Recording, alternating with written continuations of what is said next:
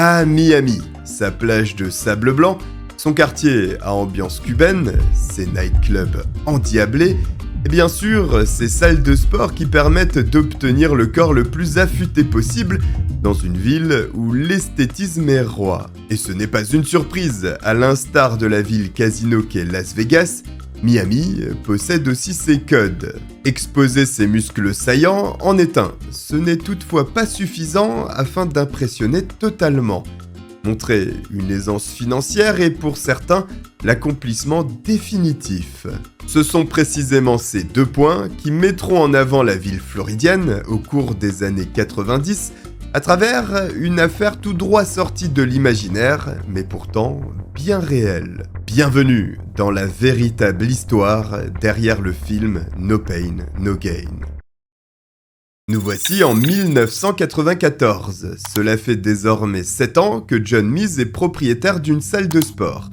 Et pas n'importe quelle salle, celle nommée Sun Gym. L'établissement est réputé pour être un temple de la musculation et de la sueur. Lorsque l'on se rend au Sun Gym, c'est pour travailler dur, soulever de la fonte et détruire de la fibre musculaire. Le client qui souhaite soulever des poids 5 minutes pour s'admirer 1 heure par la suite devant le miroir n'est pas le bienvenu et on le lui fait sentir. Il faut dire que le propriétaire John Meese a de la bouteille en la matière, lui-même ayant été un athlète culturiste accompli par le passé. Il a débuté sérieusement dans la discipline à l'université au Texas où, en parallèle, il a étudié la comptabilité. Puis, en 1962, tandis qu'il est en poste en Angleterre avec l'armée de l'air américaine, le voici récompensé de tous ses efforts avec le titre de Mister Royaume-Uni. Oui mais voilà, malgré son expertise tant sur l'aspect comptable qu'anatomique, la salle Sun Gym n'est pas en bonne santé. Certainement, d'une part, du fait d'une clientèle aux lourds antécédents criminels qui fréquentent l'établissement. Les policiers de la région, plaisantant d'ailleurs régulièrement sur ce point, indiquant qu'une seule descente au Sun Gym leur permettrait de remplir leur quota mensuel. D'autre part, la concurrence est rude. Non loin de la salle de John Meese ouvre un rival nommé Gold's Gym. Ce concurrent direct ne se gêne pas pour siphonner petit à petit les derniers clients du Sun Gym, à tel point qu'il est envisagé la fermeture de l'établissement, mais le propriétaire compte se battre jusqu'au bout et souhaite insuffler un second souffle à son centre sportif. Pour ce faire, il faut trouver de nouveaux clients. Pour trouver de nouveaux clients, une nouvelle stratégie est nécessaire. Pour cette nouvelle stratégie, John décide d'embaucher Daniel Lugo qui vient de se présenter sur le pas de sa porte. Daniel Lugo, âgé de 30 ans, est originaire de New York, mais lorsqu'il débarque au Sun Gym, il vit à Miami depuis 4 années désormais. Pourtant, durant les 15 mois qui précèdent son embauche, il n'a pas réellement profité du soleil floridien, mais plutôt de l'ambiance dans les douches carcérales américaines. Et oui, Lugo s'est retrouvé à l'ombre pour une affaire d'escroquerie de grande ampleur. Il faut dire que le bonhomme apprécie gagner de grosses sommes d'argent rapidement sans avoir à déployer un effort faramineux dans un emploi qui ne le rémunérerait jamais assez de toute manière. Il s'est donc improvisé influenceur. Arnaqueur, pardon. Et croyez-moi, le terme improvisé sera un mot clé tout au long de cette vidéo.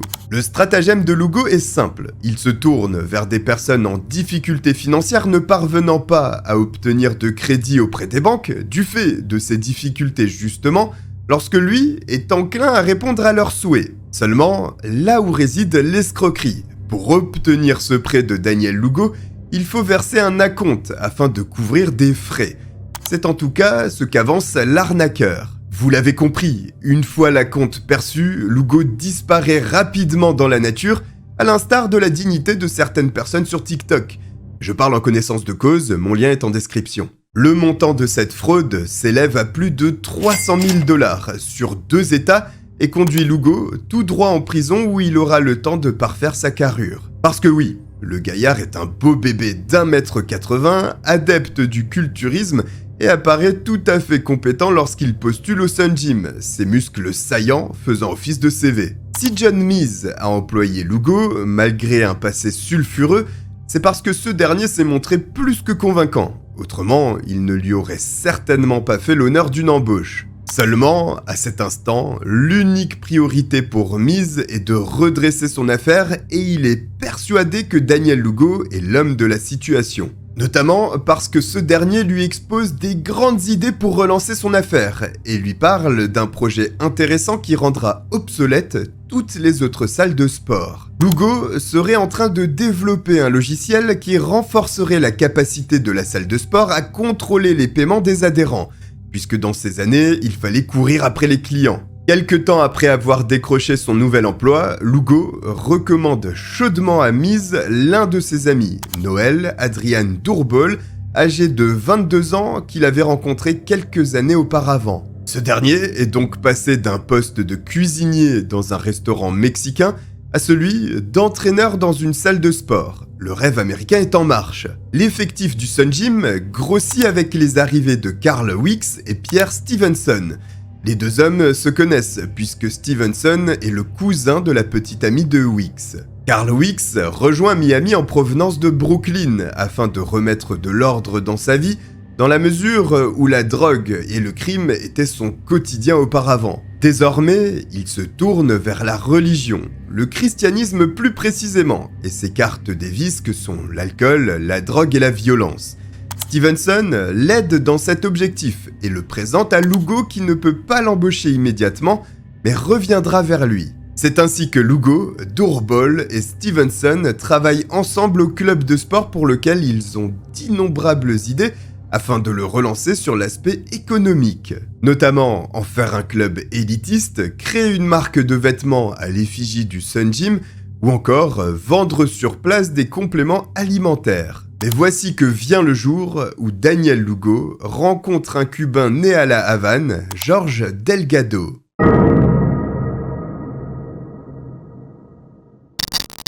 Cette rencontre va faire basculer l'histoire, puisque Jorge Delgado, par l'intermédiaire de sa femme, fait la connaissance d'un riche homme d'affaires nommé Mark Schiller avec qui, au fil des années, il a construit finalement une forte amitié. Une relation si étroite que Delgado était au fait des différents comptes bancaires ainsi que les sommes présentes sur ces comptes que Schiller dissimulait dans des paradis fiscaux afin d'échapper au fisc américain. Il connaissait aussi par cœur l'agencement de la majestueuse villa floridienne de son ami. Notez que Jorge Delgado doit beaucoup à Mark Schiller, même s'il est vrai que ce dernier n'est pas un saint. Il a permis à Delgado de gagner de l'argent avec ses combines. Oui, mais voilà, à présent, Delgado est totalement tombé sous le charme de Lugo, qu'il perçoit comme une figure paternelle. Si bien qu'il tente d'introduire Lugo dans des partenariats commerciaux avec lui et Schiller. Cependant, Mark Schiller n'entreprendra jamais rien avec Daniel Lugo, en qui il n'a absolument aucune confiance, contrairement à Jorge Delgado, sans pour autant qu'il y ait une réelle raison derrière ce sentiment de méfiance. Et l'instinct de Mark Schiller est le bon. En 1994, sans qu'il soit possible de vérifier cette information, Delgado annonce à Lugo que Schiller lui a dérobé 200 000 $ et il souhaite se venger d'une part, mais également récupérer son argent et plus d'autre part. Ceci génère un plan farfelu, celui d'enlever Mark Schiller et le forcer à céder tous ses biens avant d'en finir avec lui. Pour ce faire, ils vont constituer une équipe composée de Daniel Lugo, Jorge Delgado, Adrian Durbol, Pierre Stevenson et Carl Weeks. Le Sun Gym Gang vient de naître. Pour mener à bien leur plan diabolique, ils pensent d'abord à patienter jusqu'à la période d'Halloween, laquelle leur permettra de revêtir des costumes de ninja et d'enlever Schiller de cette façon. Cette tactique ridicule ne verra jamais le jour, et le gang décide de se rabattre sur un plan plus traditionnel. La première étape est de récupérer le matériel nécessaire à l'enlèvement prévu. Ils sillonnent donc divers magasins afin d'obtenir des pistolets, des tasers, des menottes et des talkie-walkie. Dès les préparatifs, ils sont confrontés à des difficultés, puisque certains commerçants n'acceptent pas, dans un premier temps, de leur vendre certains articles. Le gang doit donc ruser, et ils affirment qu'ils font partie du personnel assurant la sécurité d'un groupe de musique qui descend en ville pour jouer. Il faut croire que cette version était suffisamment crédible puisqu'ils ont obtenu tout ce dont ils avaient besoin. Par la suite, Lugo a récupéré une camionnette Ford qui servirait de véhicule afin d'espionner leur cible d'abord, puis de l'enlever ensuite. À présent, voici venu le moment de mettre à exécution leur plan. Simplement, être un ravisseur, cela ne s'improvise pas, et le moins que l'on puisse dire est qu'ils font preuve d'un amateurisme flagrant. Les voici devant le domicile de Mark Schiller, prêts à lui mettre un coup de taser et à l'embarquer dans leur camionnette. Ils patientent tranquillement dans le véhicule lorsqu'ils estiment que le moment est opportun et sortent de celui-ci en se dirigeant vers l'entrée de la villa. Mais à peine leurs pieds ont-ils touché le sol que le gang fait demi-tour d'un seul homme et s'enfuit. La raison ? Une voiture qui passait dans le quartier à ce moment et qu'ils ont suspecté de pouvoir les reconnaître s'ils passaient à l'acte. À cet instant, vous pensez certainement que la seconde tentative, forte de cette malencontreuse expérience, sera plus fructueuse. Eh bien non, ils vont lamentablement échouer 6 fois à la suite. Certes, c'est beaucoup, mais c'est largement relativisé par les échecs successifs de la France à l'Eurovision par exemple. Il faut bien comprendre une chose, s'ils ratent, c'est parce qu'ils sont véritablement mauvais. Mais ce qui reste surprenant néanmoins, c'est que malgré ces 6 tentatives, personne ne les a repérés. Cela nous conduit donc à la 7e. Nous sommes à présent en novembre 1994. Daniel Lugo dit à ses camarades que l'enlèvement, cette fois-ci, aura lieu peu importe les circonstances. Les voici donc en train de chasser Schiller alors qu'il se rend à un rendez-vous commercial avec une tierce personne. Mais le partenaire en affaires plante ce dernier en ne se présentant pas. Schiller se dirige donc vers le parking où est garée sa voiture. Il marche tranquillement, lorsqu'au moment où il s'apprête à ouvrir la portière, le gang surgit de la camionnette. Les 3 hommes saisissent leur cible et lui envoient plusieurs décharges électriques à l'aide de leur taser. À chaque décharge, ce sont 120 000 volts qui traversent le corps de Schiller. L'homme se débat, il crie, essaye d'interpeller des passants. Schiller comprend la gravité de la situation et offre à ses agresseurs de l'argent ou sa voiture en contrepartie, mais il n'obtient aucune réponse. Il est jeté dans la camionnette, menotté et bâillonné. Du ruban adhésif est collé violemment sur ses yeux et sa bouche. Le Sun Gym Gang et sa victime roulent en direction d'un entrepôt qu'ils avaient repéré quelque temps auparavant. Ils installent Mark Schiller qui y passe des moments très durs. Il est accroché au mur de l'entrepôt, battu, parfois avec les mains, mais le plus souvent à coups de batte de baseball. Il est électrocuté régulièrement sans que le voltage ne soit contrôlé et frôle à plusieurs reprises l'arrêt cardiaque. L'épreuve la plus difficile pour Mark Schiller est de supporter les brûlures réalisées à l'aide d'un chalumeau sur ses bras et sa poitrine. Le Sun Gym Gang n'y va pas de main morte pour le faire craquer et lui faire signer des documents où il transmet tous ses biens à ses ravisseurs. Les tortures qui lui sont infligées ne sont absolument pas maîtrisées. Et si Schiller est toujours en vie jusqu'à présent, cela relève de sa volonté surhumaine de survivre, mais aussi et surtout du miracle. Par ailleurs, parmi les agresseurs, Adrian Durbol semble le plus violent, et il fait vivre un véritable calvaire à l'homme à chaque fois qu'il s'occupe de lui. Pour être sûr que sa disparition n'alerte pas ses proches, il le force à passer de nombreux coups de téléphone pour rassurer sa famille et ses amis. Suite à ces multiples sévices, l'homme finit par craquer et signer les papiers officiels conduisant au legs de toute sa fortune. Sa maison, sa voiture de luxe, ses comptes bancaires et toutes ses entreprises sont transmises légalement au Sun Gym Gang. Mais il y a peut-être quelque chose d'encore plus terrible pour Mark Schiller. Au cours de son séjour dans l'entrepôt avec ses bourreaux, l'un d'entre eux lui jette une phrase « Tu ne mérites pas la vie que tu vis ». Cette phrase est lancée par Daniel Lugo, qui aurait peut-être dû s'abstenir parce que Schiller reconnaît sa voix. Il comprend alors qu'il vient d'être trahi par l'un de ses plus proches amis, George Delgado. S'il fait le lien avec son ami, c'est parce que les ravisseurs connaissaient bien trop de détails sur sa vie privée et seul Delgado en sait autant, tout en étant lié à Lugo. Le 10 décembre 1994, une fois les derniers papiers signés et l'homme totalement dépouillé de ses biens, le gang décide de s'en débarrasser. Leur plan est de faire consommer énormément d'alcool et de somnifères à Schiller, de le placer dans sa voiture et de causer un accident, faisant ainsi croire à une sortie de route malencontreuse du fait de son alcoolémie. Ainsi, le matin du 15 décembre, à 2h30 environ, et après avoir consommé de l'alcool 3 jours durant, Mark Schiller est installé dans son véhicule sur le siège passager, tandis que Daniel Lugo prend la place du conducteur. Il décide que le lieu idéal pour simuler l'accident doit être proche de celui où l'enlèvement s'est déroulé, et se rend donc à quelques centaines de mètres de là. Une fois sur place, Schiller est attaché au siège conducteur cette fois-ci. Daniel Lugo se débrouille pour appuyer sur l'accélérateur et dirige, tant bien que mal, la voiture en direction d'un poteau électrique en béton. Lorsque l'allure de la voiture est suffisante afin de tuer Schiller, Lugo saute du véhicule en marche et laisse s'écraser violemment la voiture. Après l'impact, celle-ci est dans un état si catastrophique que personne n'aurait pu réchapper d'une telle collision, frontale qui plus est. C'est pourtant mal connaître Mark Schiller, qui ne meurt pas. Il est certes en mauvais état et inconscient, mais toujours en vie. Lugo, agacé, décide de finir le travail en aspergeant d'essence sa victime, puis met le feu au véhicule.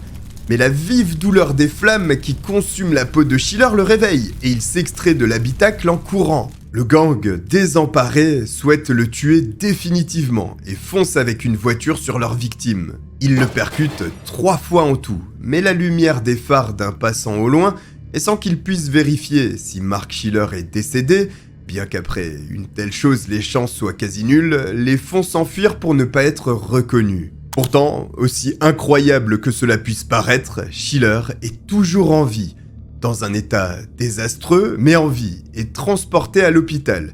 Il subit plusieurs lourdes opérations visant notamment à lui retirer la rate, à remettre en place son bassin brisé et soigner sa vessie rompue. Lorsqu'il se réveille, il sait qu'il est extrêmement chanceux. En revanche, il sait aussi qu'il n'est pas totalement tiré d'affaire si ses ravisseurs apprennent qu'il est toujours en vie. En parallèle, effectivement, Lugo, Durbol et Delgado appellent toutes les morgues de la région afin de s'assurer que la dépouille de Schiller a été retrouvée. Craignant pour sa vie, l'homme contacte la seule personne en qui il a une confiance absolue, son avocat, Gene Rosen. Cependant, s'il joint son avocat, c'est aussi parce que personne ne croit en sa version selon laquelle il aurait été le prisonnier de bodybuilder pendant 1 mois, qui plus est avec le taux d'alcool retrouvé dans son sang. Confus, il raconte à l'avocat dans les grandes lignes ce qu'il vient de subir.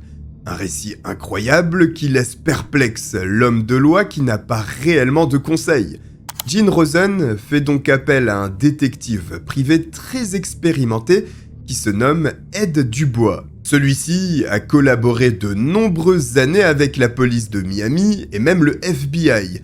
Il sera certainement plus à même d'aiguiller Mark Schiller dans sa situation. Il ne passe pas par 4 chemins. Il dit à Schiller que s'il espère survivre, il faut qu'il quitte Miami.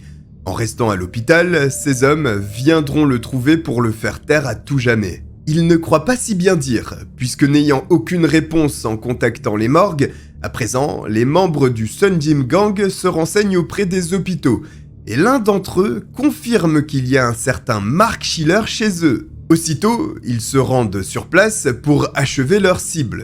Heureusement, Schiller a écouté Dubois et s'est rendu à l'aéroport de Miami en catastrophe afin de prendre un avion en direction de New York où sa sœur habite et terminer ses soins là-bas. Si Schiller n'a pas contacté la police, c'est également sur conseil du détective, parce qu'il savait pertinemment qu'un agent aurait pu être envoyé sur place dans l'heure, comme dans une semaine. Or, dans ce second cas, Mark Schiller serait mort depuis bien longtemps. Pendant ce temps, le gang s'inquiète de savoir que leur victime est peut-être toujours en vie et risque de parler aux autorités. Finalement, après plusieurs semaines à éplucher les journaux, les rubriques nécrologiques et les chaînes d'information sans nouvelles de Schiller, ils estiment qu'il a tout simplement disparu. Il est donc temps pour eux de profiter de la fortune de l'homme qu'ils viennent de torturer, soit 1 260 000 $.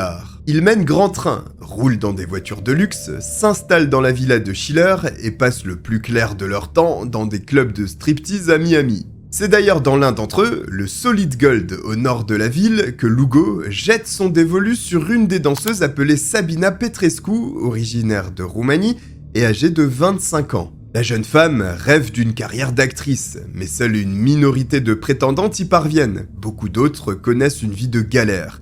Grâce à Lugo, les conditions de vie de Sabina vont soudainement s'améliorer. Il lui paye absolument tout, y compris un appartement. Simplement, Sabina remarque bien les horaires inhabituels de son nouveau petit ami, et cela l'agace. Un jour, elle le confronte. Lugo lui confie alors un secret absolu.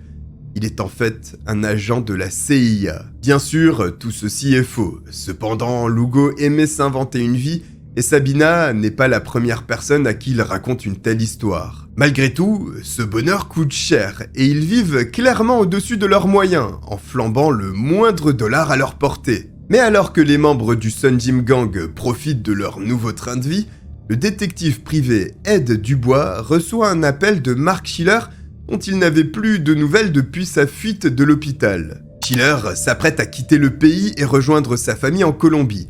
Mais avant, il souhaite retrouver tous les auteurs de son enlèvement et engage Ed Dubois pour cette mission. Le détective lui demande d'écrire tous les événements dont il a encore un souvenir en étant le plus précis possible, et de lui transmettre également toute la documentation qu'il possède encore afin de résoudre cette énigme. Il compile les documents, faisant suite au transfert de ses biens vers de mystérieuses sociétés offshore aux Bahamas et des personnes qu'il n'avait jamais rencontrées. Bien sûr, il a signé les formulaires de transfert de propriété, mais sa signature était presque perpendiculaire, pointant comme une fusée sur une rampe de lancement.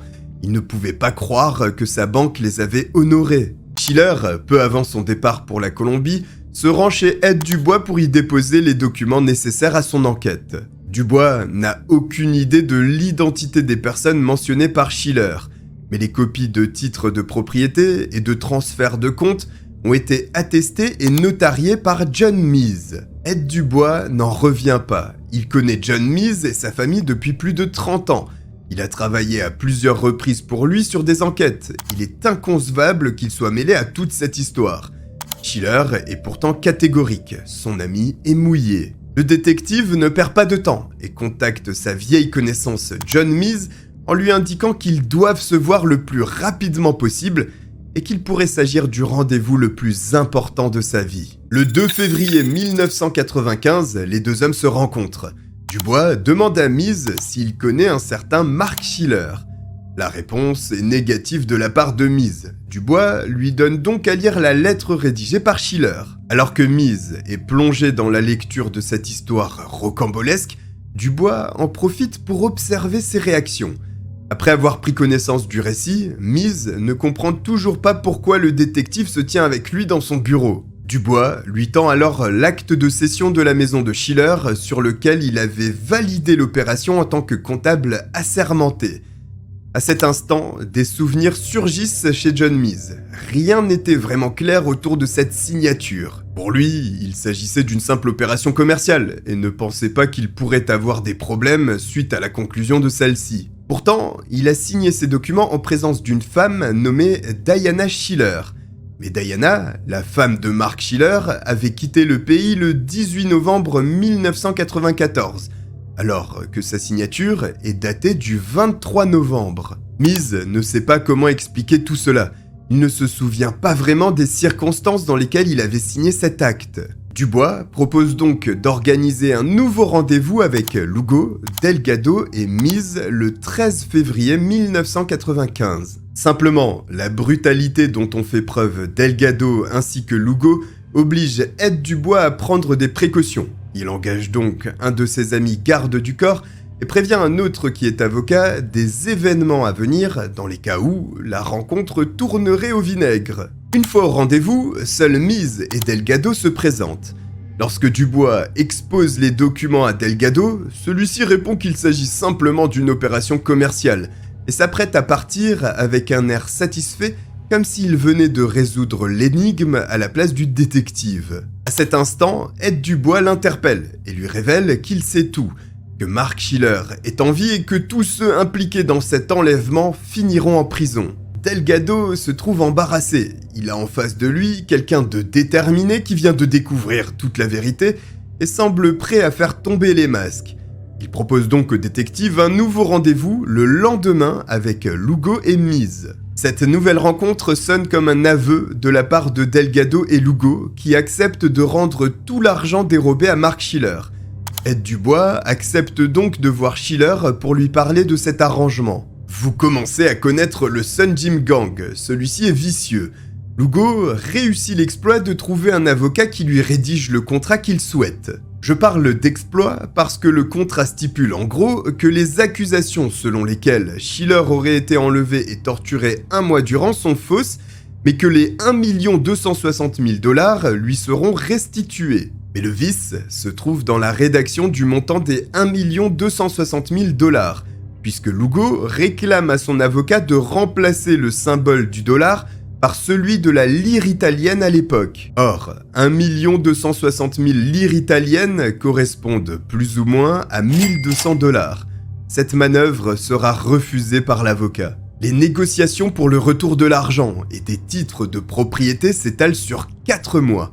Dubois et Schiller comprennent que jamais l'argent ne reviendra.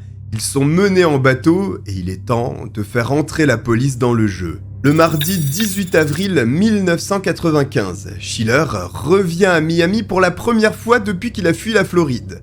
Il est de retour sous un pseudonyme et rejoint son détective Ed Dubois. Grâce à ses connexions, Dubois emmène Schiller chez un haut gradé de la police de Miami. Le détective est le premier à discuter avec la police et remet toutes les pièces du dossier qu'il a en sa possession. Puis, c'est au tour de Schiller de faire sa déposition. Les agents qui recueillent son histoire sont abasourdis et lui assurent qu'ils vont démarrer l'enquête aussitôt que possible. Les jours passent sans qu'il n'y ait de nouvelles du bureau de police.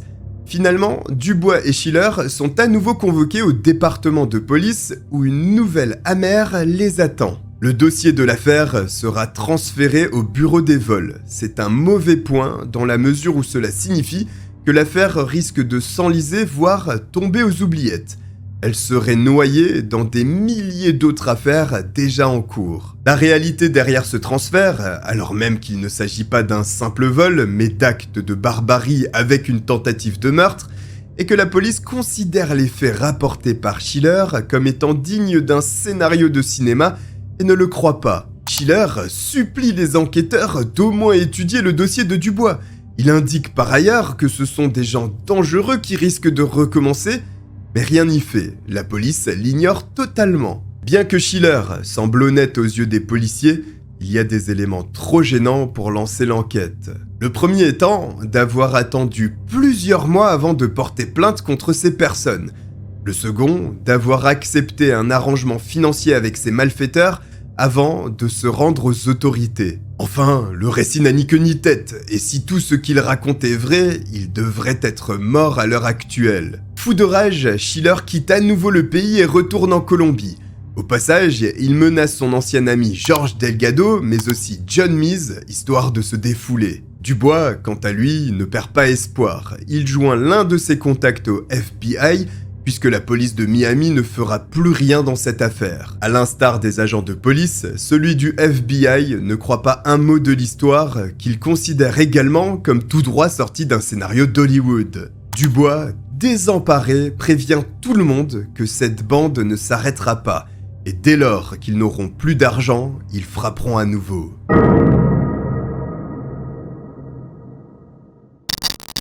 Comme pressenti par Dubois, le Sun Gym Gang en veut toujours plus. Lugo et ses acolytes sont parvenus à dérober une fortune sans se faire attraper. Pourquoi ne pas recommencer pour être encore plus à l'aise? D'autant plus qu'ils ont déjà leur prochaine victime en ligne de mire. Elle s'appelle Winston Lee. Il s'agit d'un habitué de la salle de sport qui possède un atelier de réparation automobile dont le rendement rapporte un petit pactole chaque année. Il n'est pas aussi riche que Mark Schiller, mais possède suffisamment pour intéresser les malfaiteurs. Le plan est d'ailleurs élaboré par ce génie de Lugo, qui a planché nuit et jour pour le pondre. Accrochez-vous bien, il risque de vous surprendre. Il a prévu de louer une camionnette, un costume de la société de livraison UPS, se faire donc passer pour un livreur et capturer Winston Lee lorsque celui-ci répondrait à la porte pour le pousser dans la camionnette à coups de taser et le conduire au même entrepôt où Schiller avait été détenu. Sauf que Winston Lee est jamaïcain, il fait de nombreux allers-retours entre Miami et son pays natal, ce qui pose un problème d'organisation puisqu'il disparaît du jour au lendemain. Par conséquent, il est quasiment impossible de planifier l'exécution de son enlèvement. Mais entre-temps, Doorbal a trouvé une cible bien plus intéressante. La piste Winston Lee est donc abandonnée par le Sun Gym Gang. Par l'intermédiaire d'une des stripteaseuses qu'il a rencontrées au Solid Gold, Doorbal a appris l'existence de Frank Griga, un fils de diplomate hongrois né en 1961 à Berlin, qui s'est installé à New York au milieu des années 80 avant d'arriver à Miami. Si Frank Griga intéresse le Sun Gym Gang, c'est parce qu'il a accumulé une fortune colossale grâce à sa société de téléphone rose. Des personnes étaient prêtes à investir des centaines de dollars pour entretenir des conversations à caractère sexuel à travers un combiné. Ceci faisait le bonheur de Griga qui pouvait gagner jusqu'à 3 millions de dollars en une année avec cette affaire. Qui plus est, il est un habitué des clubs de striptease, où non seulement il a rencontré sa petite amie actuelle, Christina Furton, une jeune hongroise de 21 ans arrivée à Miami en 1993, mais dans ses clubs de danse érotique, il recrute également des jeunes femmes pour son entreprise de téléphone rose. Le plan, s'agissant de l'enlèvement, dans les grandes lignes, reste similaire. Simplement, pour approcher Frank Griga, il faut plus qu'un simple costume de livreur UPS. Lugo et Doorbal sortent donc le grand jeu et portent des costumes flambant neufs. Doorbal, quant à lui, ayant au poignet la Rolex appartenant à leur première victime, Mark Schiller. Cela fonctionne, Griga est époustouflé par les deux personnes qu'il a en face de lui et qui s'apprêtent à lui faire une offre très alléchante. Il lui propose d'investir entre 500 000 $ et 1 million de dollars pour rentrer au capital d'une de leurs sociétés de téléphonie mobile. Griga, totalement emballé, accepte non seulement, mais propose d'investir encore plus et demande à Christina, en fin de réunion, de faire visiter le manoir à ses invités, qui n'en demandaient pas tant. Après plusieurs rencontres, le mercredi 25 mai 1995, Lugo et Doorbal proposent à Frank Griga et sa petite amie de venir finaliser les derniers détails de l'opération dans l'appartement de Doorbal au centre de Miami. Au cours de la soirée, Daniel Lugo et Christina Furton sont installés devant la télévision, pendant qu'Adrian Doorbal et Frank Griga se trouvent dans une pièce adjacente pour parler affaires. En réalité, Doorbal devait injecter un puissant tranquillisant à Griga, qu'il a remarqué, et s'est lancé dans une bagarre contre son agresseur. Malheureusement pour lui, l'altercation ne tourne pas en sa faveur, et reçoit un violent coup au niveau de l'oreille avec une haltère. Il s'effondre décédé. Le sang tapisse les murs de la pièce où les deux hommes se trouvent. Cependant, les heurts ne sont pas passés inaperçus, et Christina court rejoindre son mari. Lorsqu'elle voit sa dépouille couverte de sang sur le sol, elle ne peut s'empêcher de crier. Doorbal la saisit et l'étrangle pendant que Lugo la bâillonne avec sa main. Elle s'évanouit. Les agresseurs la menottent, lui placent du ruban adhésif sur le visage et lui injectent une forte dose de tranquillisant. Complètement paniqués, ils patientent quelques instants et réfléchissent à la situation. Et voilà avec le cadavre de Frank Griga dont ils n'ont rien obtenu et sa petite amie inconsciente. Ils décident de placer le corps de l'homme dans la baignoire en attendant. Puis, le lendemain matin, appellent Delgado qui devait aider au transport des victimes à l'entrepôt. Ce dernier les rejoint finalement pour tenter de sauver la situation. À cet instant, cela a totalement dérapé. Ils n'ont rien, mais pensent que Christina peut leur fournir des renseignements précieux. Ils patientent donc jusqu'à son réveil. Simplement, lorsque la jeune femme rouvre les yeux, elle devient totalement hystérique et demande à parler à Frank. Les deux hommes lui disent qu'il va bien, qu'elle pourra lui parler dès lors qu'elle leur aura donné les codes d'entrée de la villa. Sous les effets du puissant tranquillisant pour cheval qui lui a été administré, Christina est incohérente. Par ailleurs, elle parle un anglais approximatif et délivre finalement un code à peine audible. Doorbal, pour la faire taire, lui injecte à nouveau une dose de tranquillisant. Sauf qu'il ne maîtrise pas du tout les dosages et lui injecte en réalité de quoi endormir 4 chevaux, ce qui l'assomme totalement. Lugo se rend immédiatement à la maison de Frank Griga pour voir ce qu'il pourrait récupérer. Seulement, lorsqu'il tape le code d'entrée, celui-ci n'est pas bon. Les chiens de Griga aboient à la fenêtre du manoir. Dans une panique extrême, Lugo appelle Dourbol qui se trouve avec la fille et lui demande de la réveiller pour les codes. Mais la mauvaise nouvelle tombe. Christina est morte suite à la dose létale de tranquillisant qui lui a été administrée quelques instants auparavant. Complètement dépassé par les événements, Lugo estime qu'ils doivent à présent se débarrasser des corps, c'est la priorité. Ils ont fourré le cadavre de Griga dans le canapé et celui de Christina dans un grand sac avant de les charger dans une camionnette et de les conduire à l'entrepôt où ils auraient dû être torturés. Les cadavres sont nettoyés avec un produit spécial afin d'effacer les empreintes digitales. Puis vient le moment de les découper. Pour cela, ils utilisent une tronçonneuse qu'ils viennent d'acheter. Mais les membres du Sun Gym Gang, vous savez qu'ils ne sont pas très malins. Ils n'arrivent pas à monter correctement la chaîne de la tronçonneuse après de multiples tentatives. Ils finissent même par détruire le moteur de celle-ci. Lugo retourne donc au magasin où il a acquis l'objet et demande un remboursement. Cette fois, il ne fait pas la même erreur et achète une tronçonneuse électrique dont la chaîne est déjà installée. Dourbol est chargé du démembrement macabre des dépouilles sur une table en dessous de laquelle ils ont placé des barils pour récupérer le sang des victimes. Lugo et Delgado peuvent entendre les cisaillements de la tronçonneuse qui déchire la peau, la chair et les os de Griga et Christina. Et après une dizaine de minutes, un temps trop court pour avoir fini cette tâche, le bruit se stoppe. Dourbol appelle Lugo, ils ont un problème. Lorsqu'il tentait de découper la tête de Christina, ses cheveux se sont pris dans la chaîne de la tronçonneuse et l'ont bloquée, la rendant inutilisable. Ils doivent donc finir le travail à l'aide d'une hachette qui traînait dans l'entrepôt. Lorsque tout est terminé, les jambes de Christina dépassent d'un baril. Le cou sans tête de Griga sort d'un autre. C'est une véritable boucherie. Les deux récipients contiennent un mélange de goudron et une goutte d'acide muriatique pour accélérer la décomposition. La tronçonneuse électrique avait projeté du sang, des cartilages et de la peau sur le sol de l'entrepôt. Pour compléter le tableau, la tête de Christina repose dans un seau rouge, celle de Griga dans un autre. Un troisième seau rouge contient 4 mains et 4 pieds. Lugo et Dourbol examinent leur travail. Quelque chose ne va pas. Les doigts, les dents, les visages, l'identification. Ils retirent les têtes des seaux et les placent sur une table voisine. À l'aide de pinces, ils extraient les dents de leurs victimes, mais les racines ne bougent pas. Alors, ils ressortent la hachette à nouveau et la boucherie recommence. Le lendemain, vers 7h30 du matin, Dourbol et Lugo veulent se débarrasser de la Lamborghini appartenant à Griga qui se trouve à l'entrepôt pour l'abandonner dans un coin perdu. Mais lors du trajet, sans le savoir, ils croisent un ami de Griga avec qui ils ont discuté au manoir, un certain Lloyd Alvarez. Ce dernier sait que son ami a disparu et lorsqu'il voit Daniel Lugo au volant de sa voiture de sport, il fait aussitôt le lien et appelle la police. La disparition et le possible meurtre d'un riche homme d'affaires de la région ne passent pas inaperçus et les agents contactent à nouveau Ed Dubois, le détective qui les avait prévenus quelques mois auparavant que ce cauchemar recommencerait. Mark Schiller est de retour à Miami également pour répéter sa rocambolesque histoire.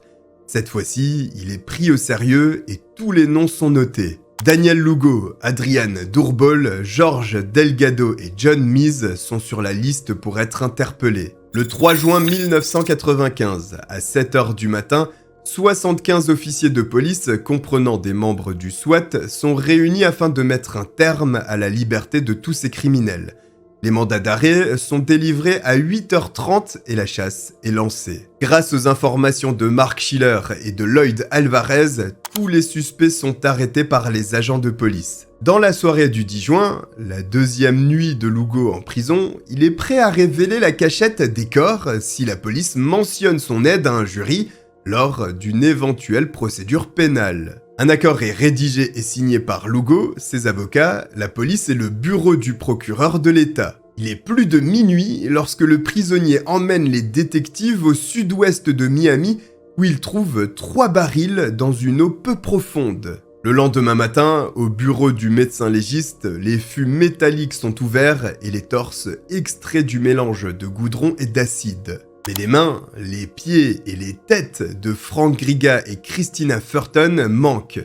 Les détectives découvrent les amputations qui empêchent toute identification des victimes, à moins de procéder à des tests ADN. Le 7 juillet, un appel anonyme permet de retrouver les mains, les pieds et les têtes placés dans des seaux arrosés d'acide et jetés proche d'une autoroute. Les éléments sont suffisants pour les policiers, qui finissent par interpeller les autres personnes impliquées dans cette sordide affaire, et le procès peut débuter.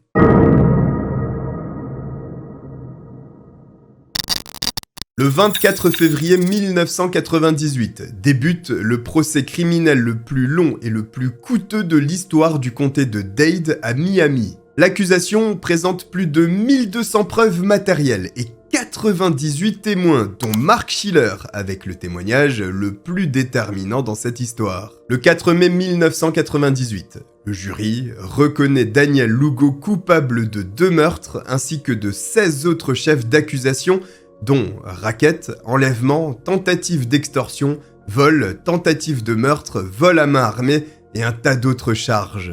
Le 1er juin 1998, Adrian Durbol est condamné pour les mêmes chefs d'accusation. La sentence est identique pour les 2 accusés et la peine capitale est prononcée à leur égard. John Meese est reconnu coupable de 39 chefs d'accusation, il est finalement condamné à 56 ans d'emprisonnement. George Delgado, quant à lui, est également condamné à purger une peine d'emprisonnement de 15 années. Mark Schiller voit enfin ses bourreaux punis des sévices qu'ils lui ont fait subir. Et contre toute attente, lui aussi est inquiété par la justice pour un tout autre motif. Il lui est reproché une fraude au niveau fédéral et le FBI l'arrête immédiatement après le procès du Sun Gym Gang. Le 17 mars 1999, Mark Schiller bénéficie d'une condamnation extrêmement clémente de seulement 46 mois de prison, la peine la plus basse prévue au niveau fédéral américain. Bien entendu, aujourd'hui, le Sun Gym n'existe plus. Ce genre d'affaires risque de se faire de plus en plus rare avec l'évolution technologique, bien que la bêtise de certains ne semble pas avoir de limite. Je tiens à remercier Flavien pour ses illustrations magnifiques que vous pouvez retrouver en description. D'ailleurs, je suis curieux de votre avis sur les illustrations, n'hésitez pas à me le donner en commentaire. Bien sûr, un grand merci aussi aux 2 monteurs de la chaîne, Clément et Moreau, que vous trouverez également en description. Quoi qu'il en soit, si vous avez apprécié que je vous raconte cette histoire, n'hésitez pas à vous abonner en activant la cloche et en me suivant sur mes réseaux sociaux présents en description eux aussi. Je vous remercie de m'avoir regardé et je vous dis à très bientôt. Bye.